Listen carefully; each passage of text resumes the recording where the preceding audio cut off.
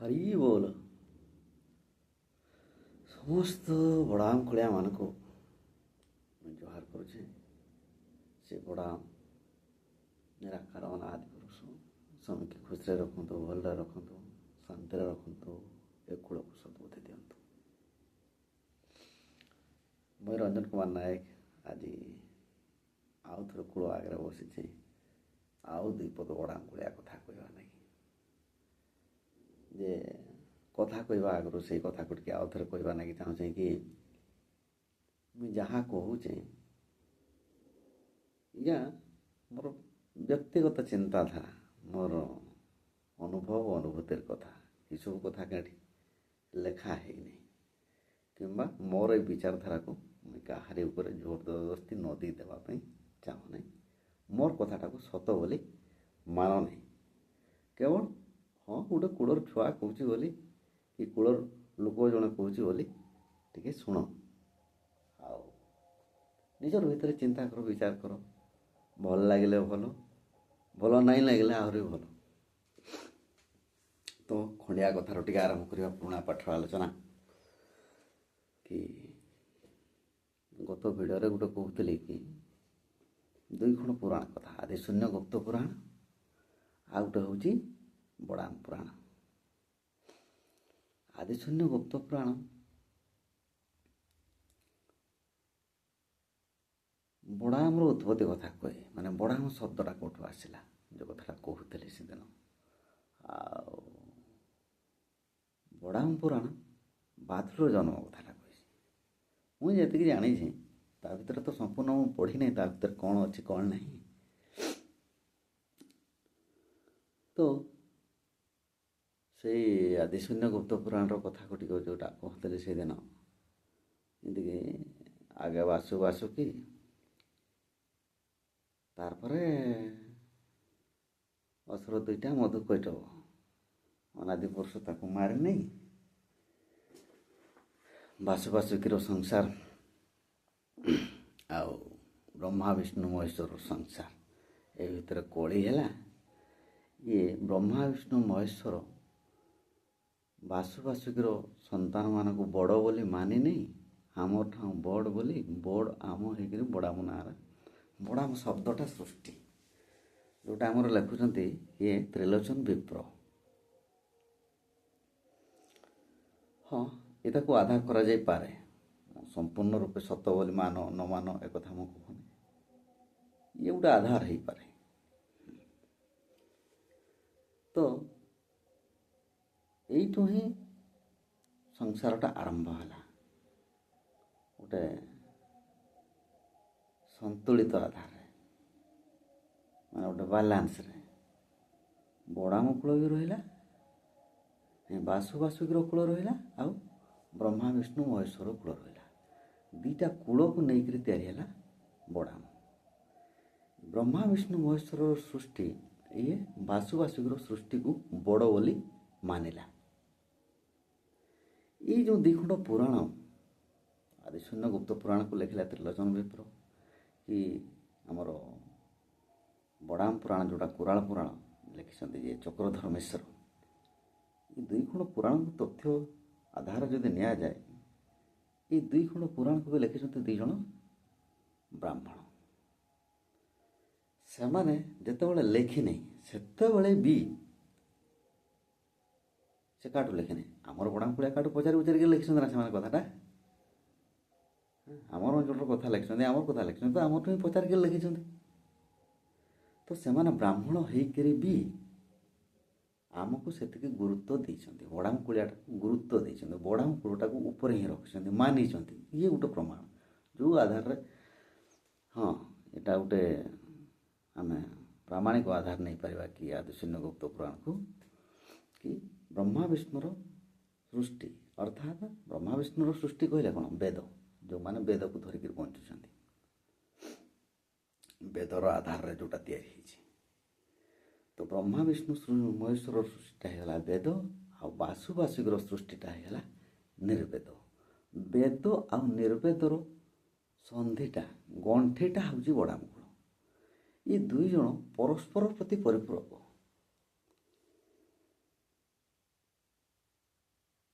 ଇଏ ବଡ଼ ବ୍ରହ୍ମା ବିଷ୍ଣୁ ମହେଶ୍ୱରର ସୃଷ୍ଟି ବାସୁବାସିକର ସୃଷ୍ଟିକୁ ବଡ଼ ବୋଲି ମାନିଲା।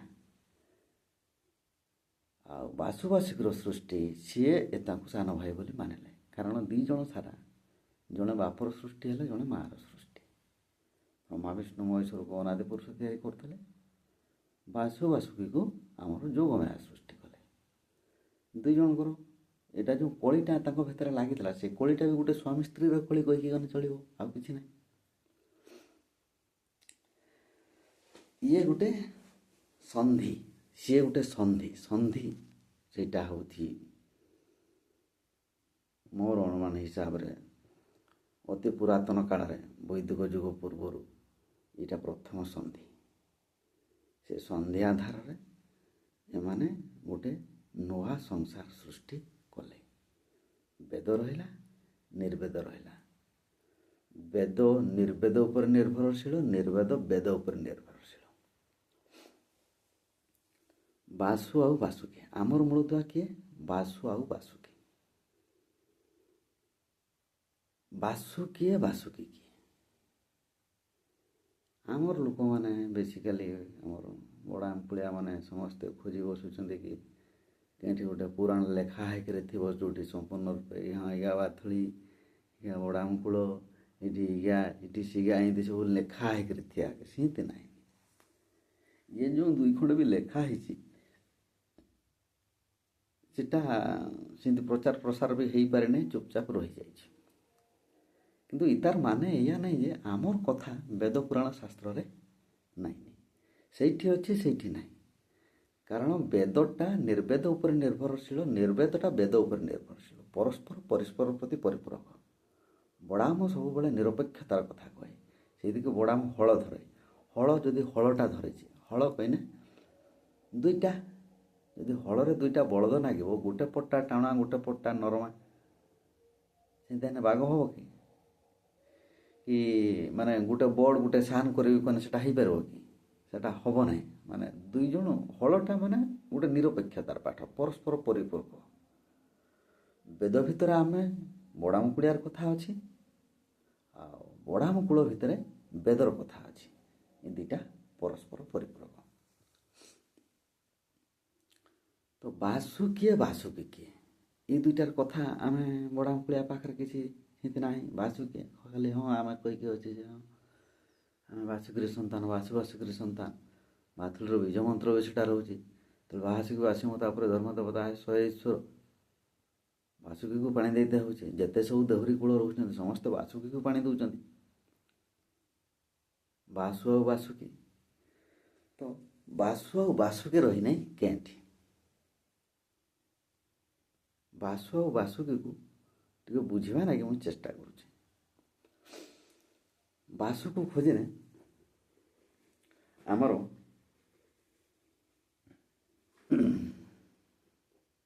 8 ପୁରାଣ ହିସାବରେ, ବୃହଦରଣ୍ୟକ ଉପନିଷଦ ଅନୁସାରେ 8 ବାସୁ ଅଛନ୍ତି। ମହାଭାରତ ଅନୁସାରେ ଅଛନ୍ତି 8 ବାସୁ। ବୃହଦରଣ୍ୟକ ଗୋଟେ ଉପନିଷଦ ଅନୁସାରେ 8 ବାସୁ, ମହାଭାରତ ଅନୁସାରେ 8 ବାସୁ। ଅବଶ୍ୟ 8 ଦୁଇଟା ସାରା ସମାନ। ଆଉ ରହିଲା ବାସୁକୀ। ବାସୁକୀ ହେଲା ଯେତେବେଳେ ସମୁଦ୍ର ମନ୍ଥନ ହେଲା, ବାସୁକୀ ହେଲା କ'ଣ? ଦୌଡ଼ା। ମୁଣ୍ଡ ପଟ୍ଟା ଧରିଲେ ଅସୁର, ନାଞ୍ଜ ପଟ୍ଟା ଧରିଲେ ଦେବତା।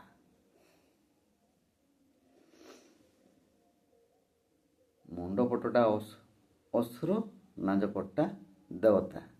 ସମୁଦ୍ର ମନ୍ଥନ ହେଲା, ସମୁଦ୍ର ମନ୍ଥନରୁ ସେଇଠୁ ଉତ୍ପନ୍ନ ହେଲା ଅମୃତ, ନବରତ୍ନ, ଐରାବତ, ପାରିଜାତ, କାମଧେନୁ, ସବୁ ସେଇଠୁ ସାଗର ଗର୍ଭରୁ ଜନ୍ମ। ତ ବାସୁକୀ ଆଡ଼ିକି ଟିକେ ପଛରେ ଯିବା, ସେଟା ପଛରେ କଥା କହିବା। ଟିକେ ବାସୁଟାକେ ଜାଣିବା। ବାସୁ କିଏ? ଆମେ କହୁଛେ କି ପୁରାଣ ଭିତରେ ଆମର କଥା ନାହିଁ, କିନ୍ତୁ ଏଇଟା ମୋର ଅନୁଭବ ଯାହା କହୁଛି କି ଏଇଟା ମିଛ କଥା। ପୁରାଣର ମଞ୍ଜିଟା ହେଉଛି ଆମେ। ବଡ଼ାମ କୂଳ ଭିତରେ ପୁରାଣର ମଞ୍ଜିଟା ପୋତା ହେଇଛି। ଏଇ ଯେତେ ପୁରାଣ ଶାସ୍ତ୍ର ବେଦ ବେଦାନ୍ତ ଉପବେଦ ଯେତେ ଯାହା ଅଛି ସବୁ କେଁଠି ନା କେଁଠି କିଆଳ ନା କିଆଳ ବଡ଼ା ମୂଳ ସାଙ୍ଗରେ ଯୋଡ଼ି ହେଇକରି ଅଛି।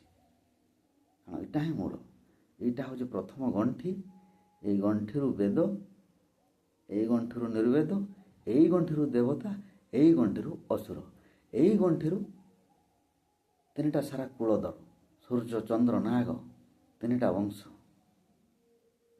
ବଂଶ ଏଇ ଗଣ୍ଠିରୁ ପୁଣି ଆହୁରି ଅଛନ୍ତି ଏକ ଗନ୍ଧର୍ବ।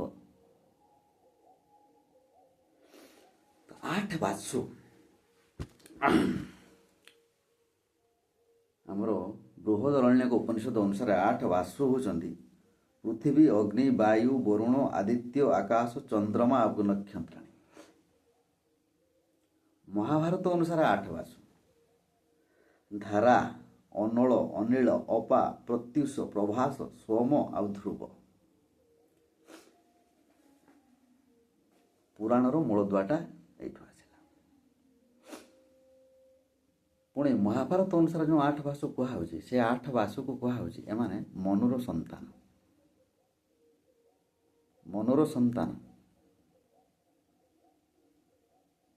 ମନୁରୁ ମାନବ। ପ୍ରଳୟ କାଳରେ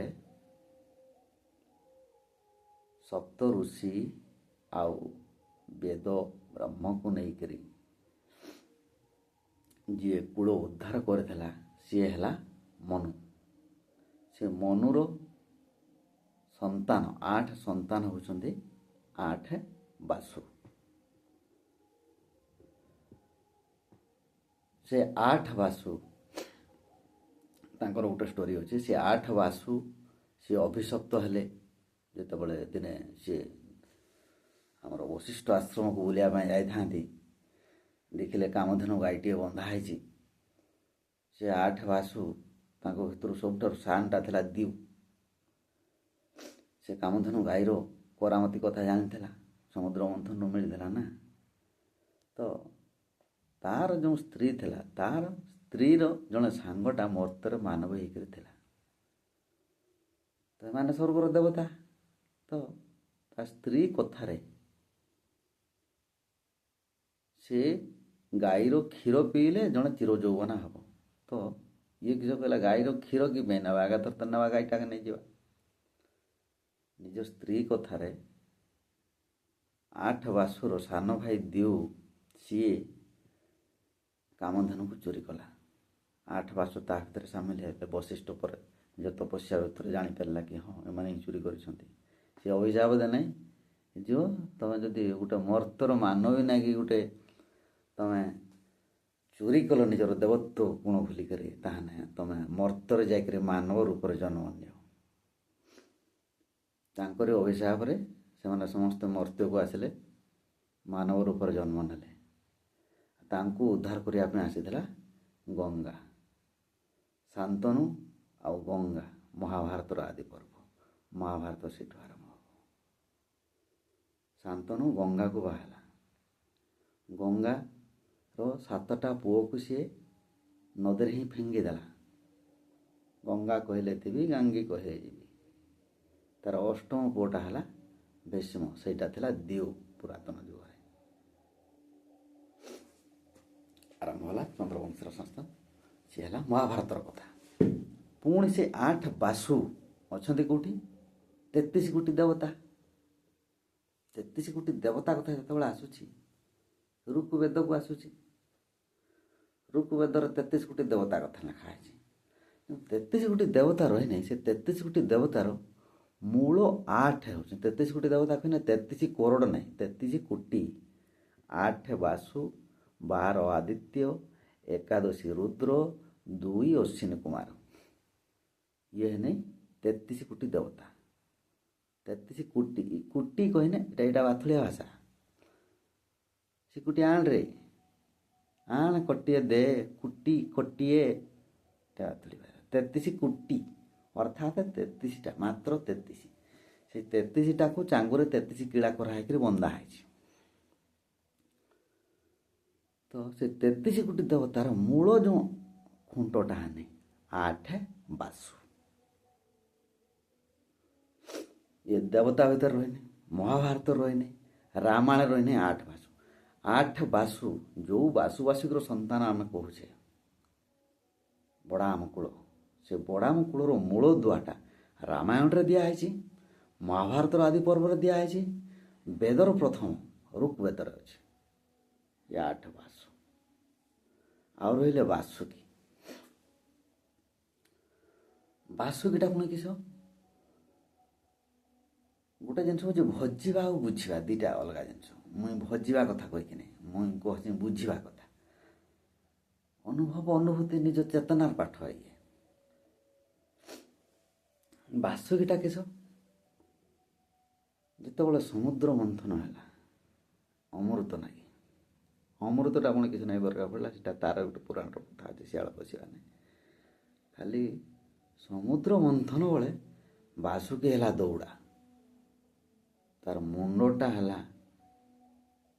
असुर नांजटा है देवता मुंडटा को असुर धरनी नांजटा को देवता धरनी।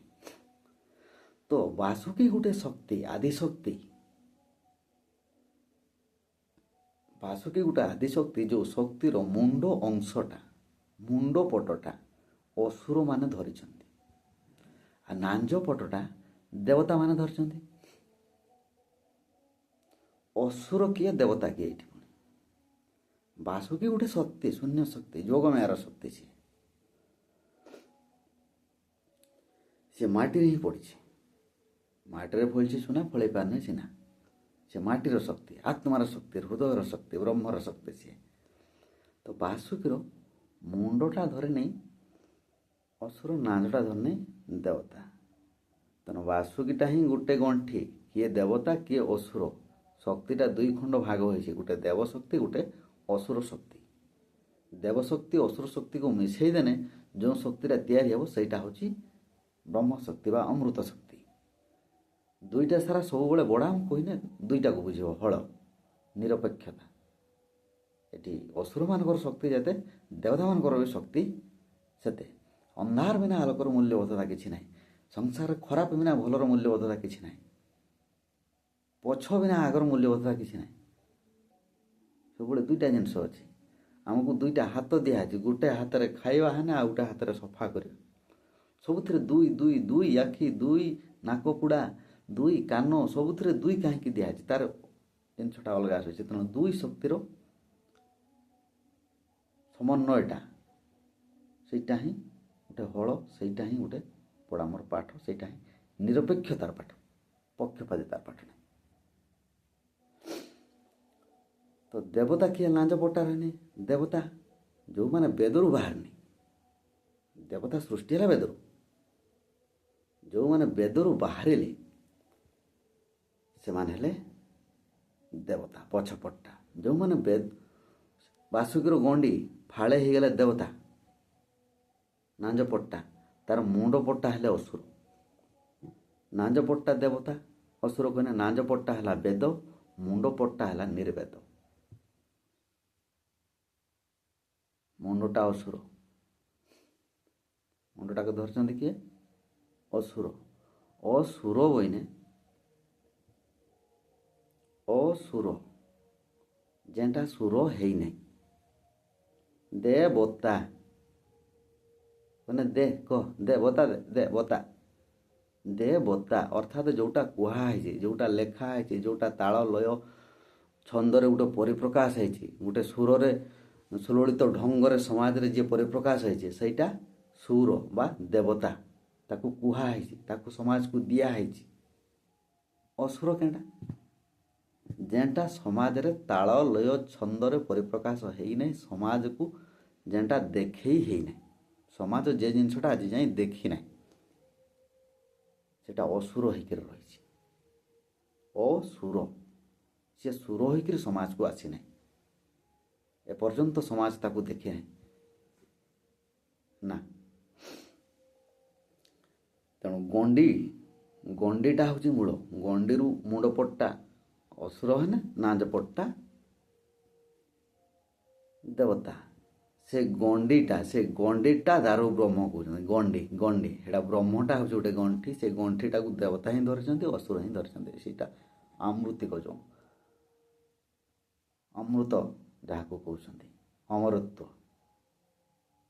अमरत्व कहने कि अमर ही जागा से कथा नहीं अमरत्व कहने से गोटे शक्ति से गोटे ज्ञान से थरे परिप्रकाश ना से मरब ना से तो सदा सर्वदा सेमती ही रहा कारण से सत्य एपर्यंत वेद भितर अनेक प्रश्न अच्छी पुराण भितर अनेक प्रश्न अच्छी तेणु मोर कहवा कथा मुंडटा है असुर जेनटा सुर होकर परिप्रकाश है ना पुणी देवता और असुर गोटे गर्भर जन्म होते ऋषि कश्यप मुनिर संतान समस्ते मैंने द्वितीय अदिति तार दुईटा स्त्री थी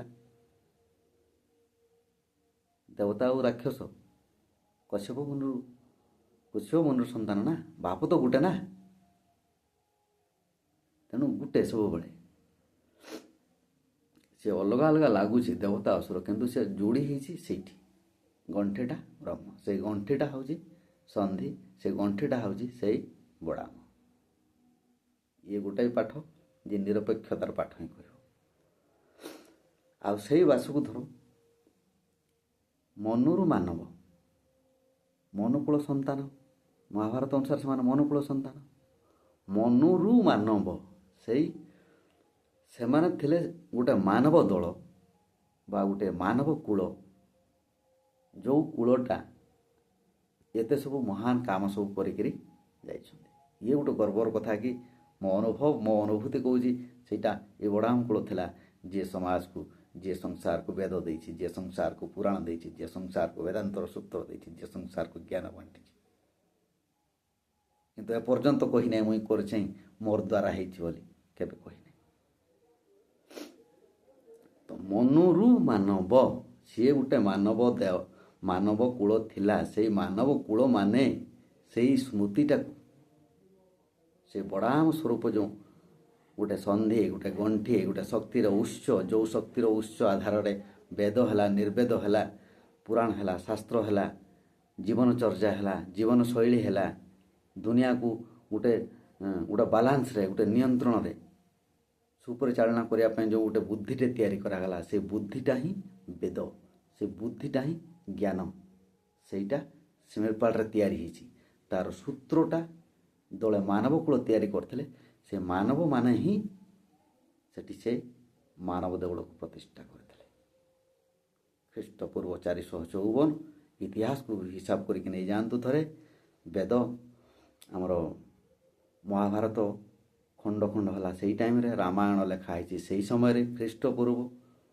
600 रु 400 भितर सब रामायण लेखा महाभारत खंड खंड हवा महाभारत 4 भाग हवा वेद 4 भाग हवा महाभारत रचना हवा नाट्यशास्त्र रचना हवा सबकि रचना जेते सब ठीक से समय आमर मानव दौड़ भी प्रतिष्ठा होती ठीक से समय तेणु एतिकी कहबी ये मानव दौड़ ये बड़ाम कूल ये एक किस कह माने अलौकिक गोटे सी एमती एक शक्तिर धारण सी गोटे एमती एक शक्तिर शक्ति को धारण कर जार परिकल्पना करने आम पाखे संभव ही ना सी आम कल्पनार बाहर किंतु आमर लोक मैंने कम से कम से भीतर कला कौशल जाना ना कि चेष्टा करूँ समस्त भितर सी अच्छी सेतिके नाई करी किंतु आमर भितर जो कामला कमली होकर जिनसटा को भांगे दि जाऊँ बड़ामटा तैयारी हो पार ना सेटा ही सब बड़ दुखर कथा आउ कि ना मानव मानव को ही बड़ाम बोली डाकुची बड़ाम कहले केवल मनुष्यटा को ही बुझा जा या भितर आउ कि पाठ अच्छी आउ कि कथा अच्छी धीरे धीरे पशिवा भितर को टिके टिके करी एडी गोटे एडी गोटे गोटे एडी गोटे गोटे गोटे गोटे जीवा मोर अनुभव अनुभूति जेतिकी पारि मुई मोर अनुभवटा ए कूल आगे रखी यही ना कि काली जिते मोर नाती नातुणा आसमी मत कहमे ना कि कहीं तुम से किस कल नहीं किसी कहल नहीं जय बड़ा से समस्त खुशी रखु भल रखु ହରି ବୋଲ।